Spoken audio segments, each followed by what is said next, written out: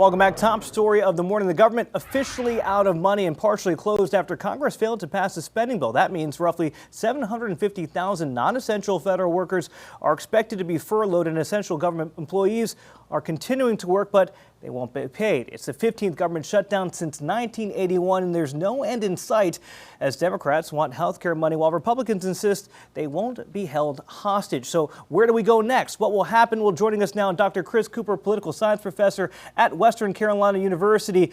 Dr. Cooper, thanks for taking the time to join us this morning. Yeah, thanks for having me. Well, as we were kind of talking about in break, I'd love to say that nobody thought we'd be here, but this is kind of exactly where we thought we'd be this morning. Yeah, that's exactly right. I mean, look, when part of the House of Representatives went to Charlotte just a couple of days ago, they weren't in Washington. They weren't negotiating. I think we realized we're headed straight for a shutdown, and that's exactly what's happened. So, no, this was sort of the worst kept secret in American politics. We're getting exactly what we thought we were going to get. So let's break this down for the viewers, right? We talk about a shutdown, but the big question is why? We're talking about these subsidies. Can you break down why Democrats want these subsidies and why Republicans are saying, no, we're not going to be held hostage? Yeah, I mean, ultimately, this comes down to people's view of the proper role of government and of Medicaid and of Medicaid expansion. And so the Democrats are essentially saying we want more. We want more money for Medicaid, that these sort of cuts that were going to come in October 1st should be taken care of by the government. We don't want people to suffer in their mind. And the Republicans are saying, no, that's not what we want at all, right? We don't really think this is the proper use of federal funding. And so what the Republicans gave the Democrats, they will argue, is a clean continuing resolution. In other words, all we're saying as Republicans is just continue on with what we were doing before for another 7 weeks, and then we'll come to this sort of conclusion again. The Democrats are saying, hey, that's not really good enough because the world has fundamentally changed, and we're going to need some more funding. So let's talk about impacts, right, to the American people, because obviously the shutdown there as these two sides try to work to find an agreement. We'll talk about how long this may last in a second. But October 3rd, right, 2 days from now, the U.S. judiciary has already warned that they may not be able to maintain full paid operations past then. We've also talked about TSA agents who may call out sick, as we saw during the last shutdown. This could have a real impact on American people. Yeah, absolutely. And I think that TSA piece that you mentioned right there at the end, that's a thing for us to really watch. So as we start thinking about when is this going to be over? When are people finally going to agree?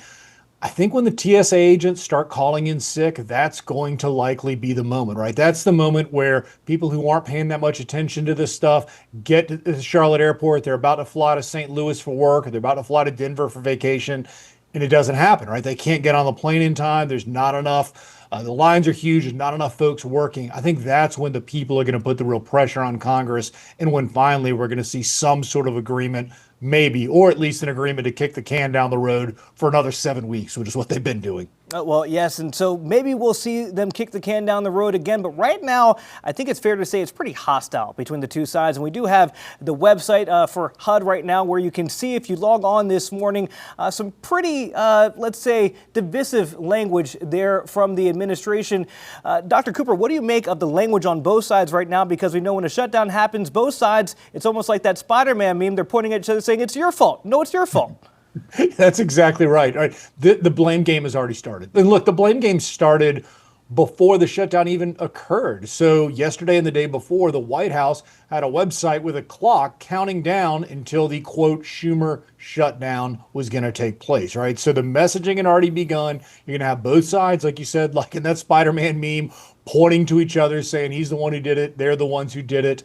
We'll see who the American people blames. At the end of the day, I think for most Americans, they may not follow every in and out of what's going on in Congress, but they know the Republicans are in charge of the House. They know the Republicans are in charge of the Senate. And they know that the Republican Party, of course, is in charge of the White House. So I think the Republicans probably have more to lose here than the Democrats, but we'll see how it plays out. Okay, and my last one for you, because we have about a minute left here. The last shutdown that we saw, 35 days also under the Trump administration. How long do you think this one will last? When do you think both sides finally say, okay, we can come to the table, enough is enough?